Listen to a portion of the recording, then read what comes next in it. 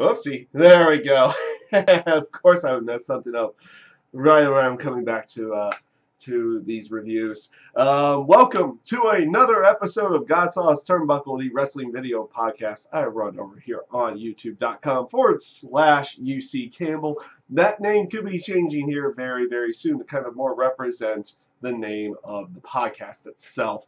And yeah, we are back to doing reviews. We missed out on the entire week last week, not in the terms of missing, not watching. I watched. Just I did not have the time, or I won't say I did not have the time. I did not take the time. There was a lack of motivation last week to do pretty much anything. Unfortunately, I talked about that a little bit on my weekend preview. That's now up on the channel as well. But we are looking to get back into everything, and we are talking about Monday Night Raw on November 27th, 2017. And this Raw was interesting Raw. Because I thought it was a rather enjoyable show, but there was a very lack of the crowd being into most of the show. They were into little parts of the show here and there, but even matches that were doing really well, and this does include the Roman Reigns Elias match as well. They did not seem to really be into the show at any given point in time. Like I said, rather enjoyable show with some really good matches on it. So let's get right into it, though. We had Roman Reigns start off the show. He basically started doing exactly what he did with the United States title when he enters the arena, which is, I'm going to take the title and I'm not going to just drape it over my shoulder. I'm just going to swing it and I'm going to hold it like I'm just carrying a bag. That's all I'm going to do. I'm going to carry it this way, not even show. He at least took the time to raise the title. Okay, that I'm fine with. But for the love of everything, I thought it was a given point that you were supposed to show the title at any given time. Or at least the face of the title at any given time. But apparently this does not apply to Roman Reigns at that point. He does eventually put it over his shoulder while he's doing the promo, which I thought he delivered a very effective promo this week about them saying that that the Miz isn't going to be around for a while. They showed what happened after Raw the week before, where they powerbomb Miz through the announce table to kind of signify that he's not going to be there, even though I think he's off doing a movie again. And he basically enters out a open challenge, so another like U.S. title open challenge, but this time with the Intercontinental title, but not done exactly the same way that they did it with the United States title. So with the United States title, it was Cena or whomever would say, whoever wants it, come get it right now. Accept the match. We do the match right here, right now. But it was a little bit different with Roman's open challenge towards everything. Bo Dallas and Curtis Axel come out. They interrupt. They run down Roman for what they did to the Miz last week, did to their mentor, everything on that side, and how valiant he fought to keep the Intercontinental title or make it prestigious and everything on that side. And they end out, and it wasn't going to be them accepting the challenge. It was going to, but they brought out Elias to accept the challenge. Now, here was the biggest difference. Usually, like with U.S. Open challenges, they had that match happen right then, right there. That was when it was going to happen. But apparently, with the open challenge towards the Intercontinental title, it was going to be for later in the show on that side. So we were, Elias does come out. He cuts a quick promo about Roman taking the Intercontinental title and saying that he was going to have a concert later and he was going to be performing a little bit later in the night in the terms of the guitar and singing and everything on that side of it. I thought the segment was rather enjoyable. I did like how, even though Roman did do the whole bit where he carried the title like he was carrying a backpack or something on that side, I aspect that he, he put over the title.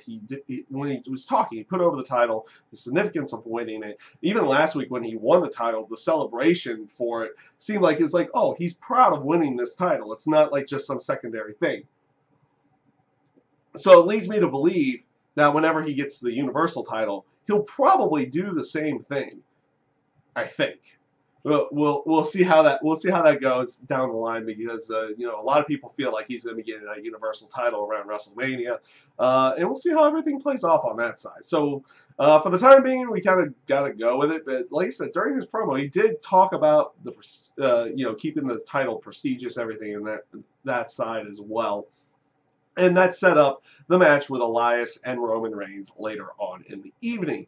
Up next was I do like how they caught this one, caught this on camera and everything, because they do have Roman and Seth coming out to their normal stuff, not coming out to Shield or anything in that sense, leading people to believe that the Shield is like, okay, quick reunion, now we're going our separate ways again. Seth Rollins does come out as Roman's leaving. They do a fist bump, and Seth goes down to the ring for his match with Cesaro, which, man, they gave this match time. Matter of fact, a lot of these matches, I took a look at a couple of these matches. They gave him time. They gave him some good amount of time. And there was like 4 matches that was like, oh, it's not over in like 5 minutes. It was over. They were giving matches time tonight on that side of everything. And this was one of those matches. This was a very good match with Cesaro and Seth Rollins. Nothing really new from the two of them. Kind of just prolonging everything to continue on for the eventual tag title match between the two, between both teams, The Bar and Seth Rollins and Dean Ambrose again. And Seth Rollins ends up getting the victory with that Rainmaker knee, whatever they end up calling it. I think they called it the Kingslayer one week.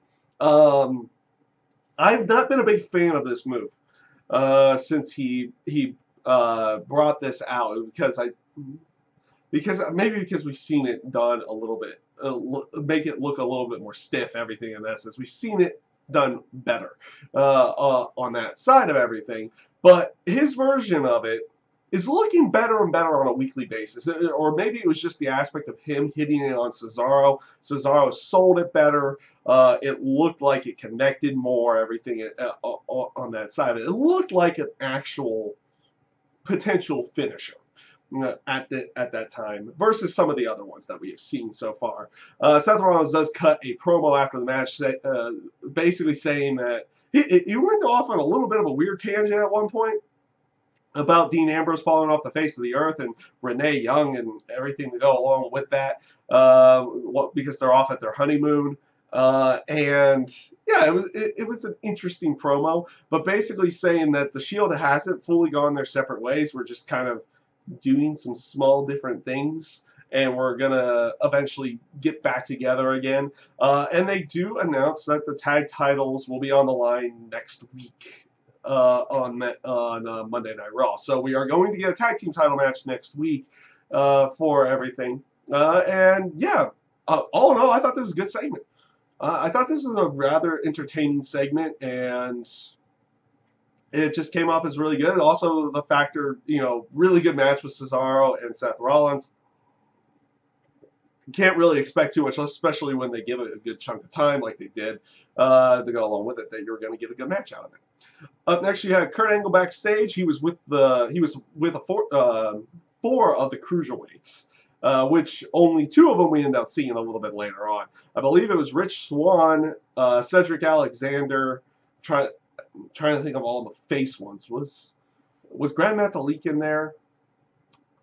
I'm not 100% certain. I forget some of the other ones. I'm not. It's just because I'm doing this at a different point in time. I'm not remembering exactly who was backstage at that point in time. But let's take a quick look down here, because this will probably help me out. Akira Tozawa was in there as well. I don't know why I forget Akira Tozawa. I actually like him, but I slipped my mind for a brief second. But they were backstage talking about you know, everything going on with the Zoe train and everything in that sense. I love how Kurt Angle's like, what's the Zoe train? Oh, and they had to go like, oh, it's Enzo's little groupies or something, or something in that sense to go along with it. Kind of semi-brushing it off a little bit, but also saying that they're causing a ruckus. Kurt basically says, like, yeah, with everything that's been going on, I've kind of let the Cruiserweight division go a little bit nuts. And he was going to set up 2 fatal 4-way matches. The winners of that, then after that, we're going to face each other for the new #1 contender. And they said they were going to be doing this over the next 3 weeks. Good, good.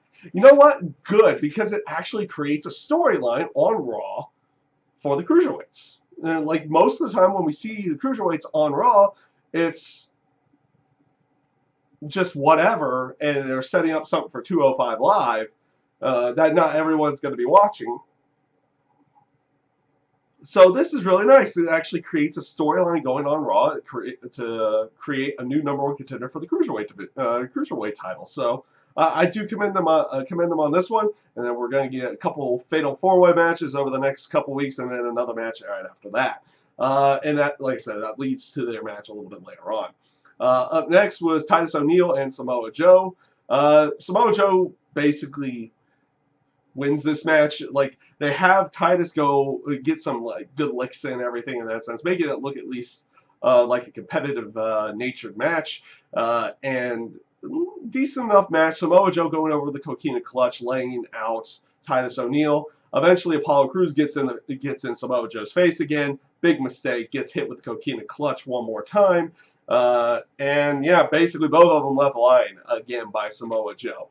And luckily for us, that's not all we see of Samoa Joe tonight, for the night as well. So this now brings us to what was going to be advertised as the 6-woman tag match with Paige, Sonya Deville, Mandy Rose, going up against Bayley, Sasha Banks, and Mickie James. So Sasha Banks comes out first. And then Mickie James's music plays, no one comes. Bayley's music plays, no one comes. Paige's music hits, all 3 of them come out. And they basically say, I was like, well, where are your buddies? Oh, wait. And then they show them backstage, basically injured in some way, shape, or form. You have Mickie James with an ankle injury, and Bayley beaten down and holding her neck. Looking a little worse for wear, because they tried to add some extra detail to go along with it on that side of everything, and basically they cut a promo. Paige cuts a promo walking down to the ring, saying it's like, oh, this is a handicap match, talking about you know, what she had done. It's almost exactly what Emma was saying not too long ago, like how she started the women's revolution, starting to get rid of the term diva from the day that she started coming around, and she ended up calling the team Absolution. Mandy Rose and Sonya Deville cut a couple of promos here, and they need work on those. They definitely need work on those. Sonya Deville's was not too bad off of the bat. I thought it was pretty decent. Sonya Deville's side was pretty decent until the what chance got to her. The what chance got to her, and then it kind of started spiraling downhill after that on that side in terms of delivery and everything to go along with it. Mandy Rose, not so much at this point in time, but I mean, you got Paige there to kind of be the mouthpiece of the entire thing. She's pretty good on the microphone, so they could probably just leave that to them while they start working on that a little bit more. Afterwards, Paige does leave it as a, you can join us, you can pledge because Mandy Rose and Sonya Deville are pledging their allegiance to Paige and this absolution thing. And Paige basically says you can either pledge your allegiance or you can be against us. And of course, Sasha chooses being against. She goes after Paige. She gets laid out by all 3 of them, and yeah, basically leaves it as that. This is a okay. This is a pretty decent enough segment. I like the setup in there. You set it up as that, oh, you're going to get a match of some kind, but You know, you're teasing that factor that they're going to be having some kind of match, but nothing's happening in the terms of wrestling matches yet. They're still building the story and building up what this is between Mandy Rose, Paige, and Sonya Deville, and that's what you actually get. You kind of get an actual reasoning behind everything. Paige gets them to pledge their allegiance to her. She wants to retake back what was hers to go along with everything. And yeah, I thought it was a decent enough segment. Obviously, in the terms of everything else, because we haven't seen really much of Mandy Rose in a match yet. Seen a few matches down in NXT, but she's been mostly on the NXT house show circuit, where they're not necessarily filming all that much. Sonya Deville herself is actually pretty decent, so we don't know about Mandy Rose in the ring.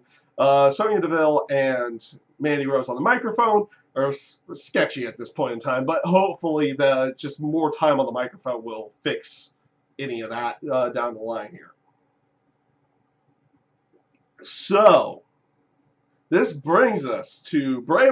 Like right after this, Bray Wyatt says, "I'm here." It comes up on the screen. It's like, "I'm here," and then they go to there. Oh, and here comes the Batman joining in a little bit late into the chat side, or at least we've gotten started for about 15 minutes or so. And yeah, we're getting right to the Bray Wyatt stuff. Bray Wyatt comes out next to cut a promo. And by the way, how is it going, the Batman, this time around? Haven't been doing this too often as of late, and I'm trying to get myself back into this a little bit on that side.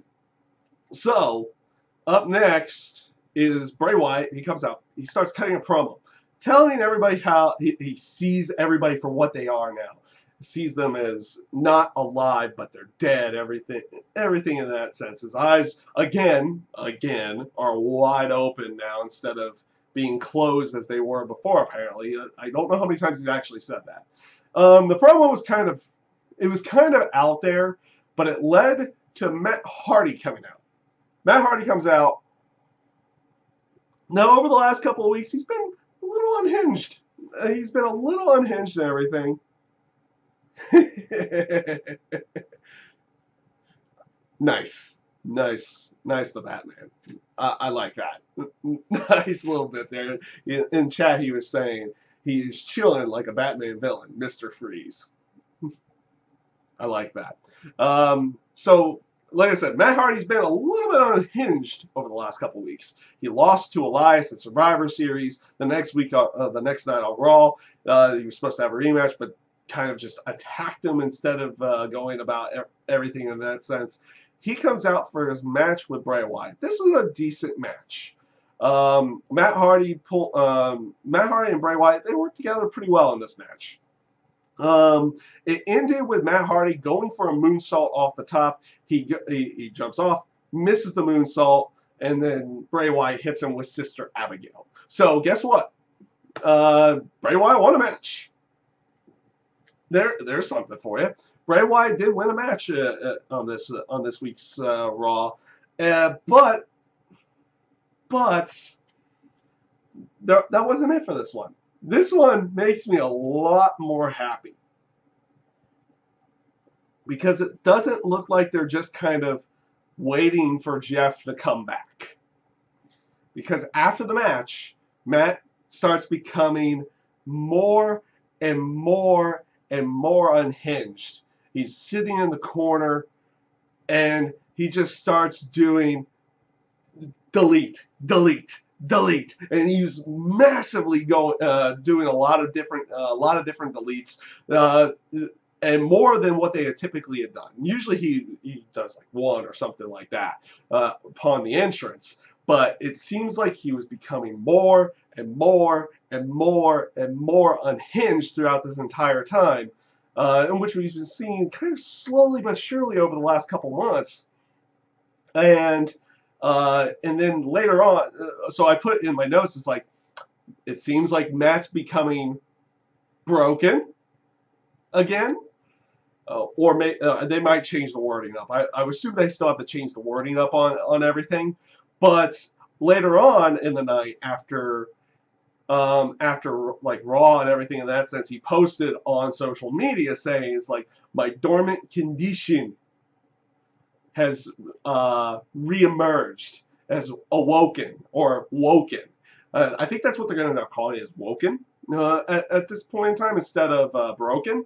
Uh, and it leads to believe that we might be getting a variation of broken Matt Hardy here in WWE.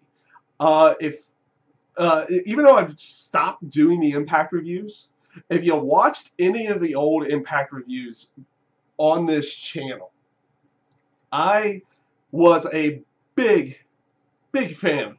Not at first. Not at first I wasn't a big fan of it. But it took a little bit of time, and especially after the whole final deletion and everything in that sense, I became a massive fan of the broken Matt Hardy character.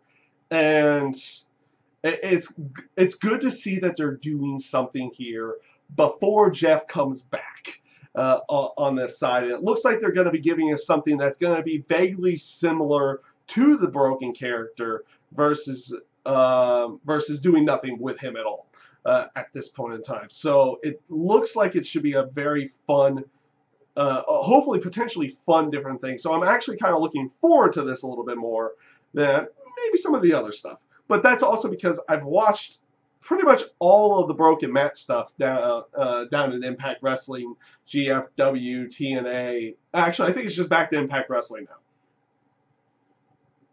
I haven't watched for about a month, but I think it's back to just straight Impact Wrestling at this point in time. I'm gonna get back into that show. There was a period of time that I was just really enjoying it, and I think I just lost. I think I lost time and pretty much talking with WWE side and kind of got away from that a little bit. Maybe I go back to it. I don't know. We'll see. I'm definitely looking to get into some other wrestling programs versus just WWE stuff here in the very near future. So this brings us to another backstage segment with Jason Jordan and Kurt Angle basically talking about everything from the week before. Jordan says, "Oh, my knee is completely fine," everything in that sense, and that he wants a match with a man who took out Braun Strowman, Kane. So Kurt Angle's like, "Sure, if your knee's completely okay," and apparently he didn't talk to him throughout the entire week to find out whether or not his knee was okay. Just like talk to him that night or something. It was a little weird. We'll leave it at that. It was a little bit weird, but interesting enough, leads to a match later on the night with Jason Jordan and Kane, or at least that's what the advertised was. Up next was the first of the two fatal four-ways. Was the first of the two fatal four-ways for the Cruiserweight #1 contendership. We get the first one this week. There's another one next week, and then the two winners of that will face the week afterwards. So, like I said, 3-week program at least for the Cruiserweight division. This is an actual storyline. It's an actual storyline. So hopefully people can start getting into it a little bit more. They give them stories instead of just kind of putting them out there in just random matches. So this first one was Rich Swann, Noam Dar, Akira Tozawa, and Arya Daivari. This is a really good fatal four-way match from the Cruiserweight side. But as I had made mention before, and I had noticed it beforehand, that the crowd was a little bit dead for a good chunk of the show. And this was one of those. The crowd just did not get into this. I thought this was a very enjoyable fatal four-way match. You got some good high-flying spots in there, but you're also getting them selling. They gave this match time. It was developing well throughout the entire point of everything. You got Akira Tozawa doing his dive outside the ring that looks like he's just literally shooting himself like a missile and headbutting somebody diving out there. Rich Swann does almost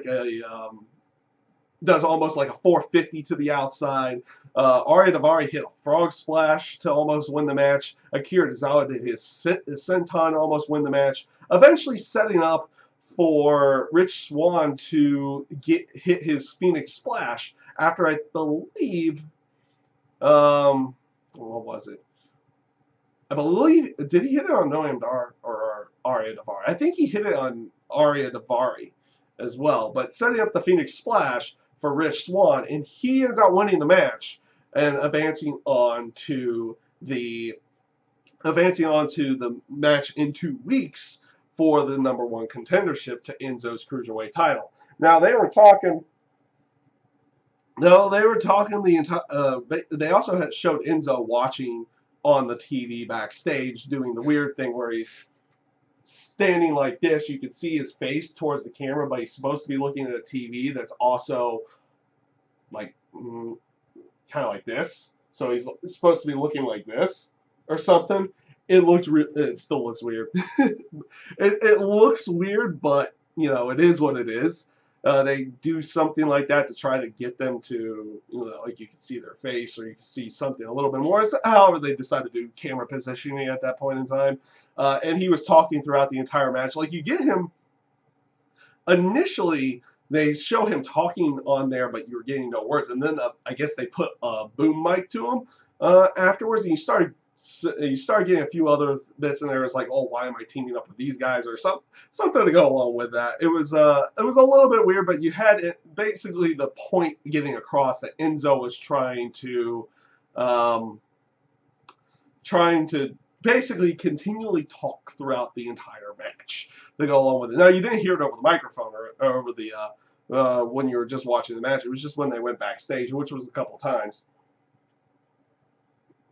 So it was interesting enough on that one. I liked how I just really did enjoy this match. It was just a shame that the crowd did not seem to get into this match at all throughout the entire thing. But that's also kind of how they've been treating the Cruiserweight division for a little while. And not too many people are caring on that side of everything, which is unfortunate. You get some good matches out of that.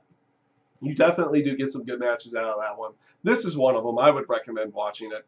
I did enjoy it.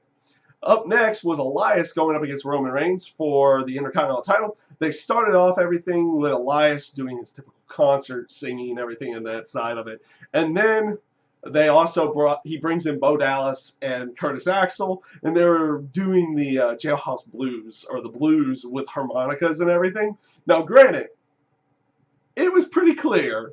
It was pretty clear that it was the microphones doing the work, not Bo Dallas and Curtis Axel. I mean, if it would be more props to them if they were the ones actually playing the harmonicas the way they were, because that was extremely good. But it definitely felt like they were mic'd up on that one in a different way, and they were playing some kind of audio to go along with it. But I could be wrong down the line there as well. Maybe they just know how to do that to go along with it, which would be even more props to them. Even more props to them on that one. But going into they did that, and it was like what was it? Elias was singing about the Miz, and then of course Dallas and Axel come out and they do their bit. It's almost like a little tribute to the Miz, because we're not going to see him for a little while. And then they got into the match with Roman and Elias, which was again another really, really good match. Very enjoyable match on this side of everything. At one point in time, of course, Bo Dallas and Curtis Axel were trying to get involved, and they eventually get taken out by Roman. This was a very, very good showing from Elias. I was a little bit worried when they said they were going to have Elias doing this match, because you were worried that they would potentially just squash him. But it doesn't seem to be the case there. They allowed a lot of good near fall opportunities, and Roman did this very well to go along with it. One thing that people will always fully recognize I noticed this a couple of different times with some of the near falls. Roman waited till the last possible moment to kick out, to make it to where like the hand was like right there, that close to the mat for the 3 count, and it just makes for a little bit more of a dramatic type of near fall. And you got that a couple times in this match. Like, so Roman was really selling for Elias to the point of making him look really, really good in this match. on that side. And like I said, it was a very enjoyable match that eventually Roman Reigns ends up hitting the spear and picking up the win over Elias. You know, Roman's celebrating everything after the fact. And as he goes up the ramp, lo and behold, like I said, we hadn't seen the last of him. Samoa Joe comes out and locks in the Coquina Clutch and takes out Roman Reigns. So leading us to believe that the next contender for that Intercontinental title, at least in the terms of story, is going to be Samoa Joe. And that's going to be really good, I think. I think that will be really good in the end, and it will be good to see Samoa Joe kind of in a more higher profile storyline at this point. And hopefully it's more than just him coming out next week to accept a challenge or something in that side. Like, this is going to be, you know, Roman Reigns having an Intercontinental title challenge, like an open challenge, but he's in this storyline with Samoa Joe, who's eventually going to get a title shot to go along with it. Really good stuff here. But again, crowd kind of dead through a good chunk of this to go along with everything. Like I said, just most of the night they felt very not into it. It was weird. I did enjoy this show though. So this actually leads us to another match, real quick match. So they had Asuka versus Dana Brooke again. And they have Dana Brooke cutting a promo backstage saying, it's like, I found your biggest weakness, that you're a slow starter. I'm going to be all over you, like right from the beginning of the match. So bell rings, Dana Brooke charges, gets put into the cross arm breaker, taps out. Taps out that quick. It's like, well, so much for being a slow starter. So much for being a slow starter on that one. Asuka starts celebrating over probably one of the quickest matches in WWE history. On that side of everything. But then Paige's music hits. So Paige and company come back out. This is a little bit interesting. I was thinking they were going to hold off on this one for a little while, but they're kind of teasing something with Asuka, Paige, Mandy Rose, and Sonya Deville. Whether it's going to be, I don't think it's going to be Asuka joining them by any stretch of the imagination. But they have this stare down, and then it looked like, you know, Paige and Mandy Rose and Sonya Deville were surrounding the ring kind of Shield style and looked like they were going to pounce. But then they all just kind of back off, and then Asuka kind of backs off and she just leaps. Interesting way. Interesting little bit there, and we'll see where everything ends up going with that. So this does lead us into an interesting main event segment. A very interesting one. So it starts off as Jason Jordan versus Kane. They get a few minutes into the match. Jordan, you know, showing a lot of fire, everything in that bit, kind of powering Kane around, you know, like carrying him, shoving him into the corner, everything in that side of it. Actually looking pretty good in the match, but then they play off of the knee injury a little bit more, that apparently it wasn't fully healed on that side of it, or they're trying to, like, or he's pretending to feign it, because he does kind of promo talking about how people think he's like faking the injury, everything in that sense. So they play off the knee thing again, and he ends up getting counted out because is supposed to land weird outside the ring, which caused him to re-injure his knee. He gets counted out. He gets back into the ring, and Kane continues to beat him down a little bit more, going after the knee. And then lo and behold, Finn Balor's music hits, and he comes out. They cut to commercial break as he's going to the ring. It looked like it was going to be one of those bits, like, oh, he's coming out here to just fight him, not have a match. But no, they cut to commercial break, and then when they come back, lo and behold, they're having a match. Lo and behold, they're having a match. Like, it was a weird little cut. So you have Kane going up against Finn Balor. Again, another short match here. Mainly because Finn ends up winning the match via disqualification when Kane decides to use a steel chair on him, basically beating him down. And that leads more people into believing this whole aspect that they feel like Finn isn't, or like Vince doesn't feel like Finn's fully over or something in that sense. I like how Finn's been playing it off too like on social media and everything, because he's been playing it off as like some kind of joke to go along with it. But they've been kind of using Finn as this buffer between Strowman and Kane, which I've been enjoying as well. And it seems like they've been using that as this little buffer. Maybe it's going to be something that they go back into, that Kane's kind of been getting the best of Finn for the longest period of time, and after he has his bit with Strowman, maybe they go back into it, and then maybe Finn kind of gets some of that momentum back to go along with it. But basically, Kane uses the chair, beats down Finn a little bit, and then lo and behold, whose music hits, and the crowd finally wakes up for this one. You have Braun's music hit. He comes out, and he just storms the ring. He's holding his throat. I like how he's still selling it a little bit too to go along with it. He's holding his throat from everything from the week before, and just starts mercilessly beating down Kane. Has him in the corner. Eventually has him begging after he gets hit with the stairs, and you have Kane just begging off on the outside, which you don't see Kane do. Even as a heel, you don't see Kane begging off at any given point in time, which you got here in this case. Eventually, Strowman, and he does it. It's crazy how safe this guy is to go along with it. He does the power slam on the steps, but you can just tell he's making sure nothing goes wrong at any given time, and make sure he does it as safely as he possibly could. And power slams Kane on the stairs, and then redoes the spot basically with Kane from the week before, where he takes the chair and slams it on the stairs along with Kane's throat.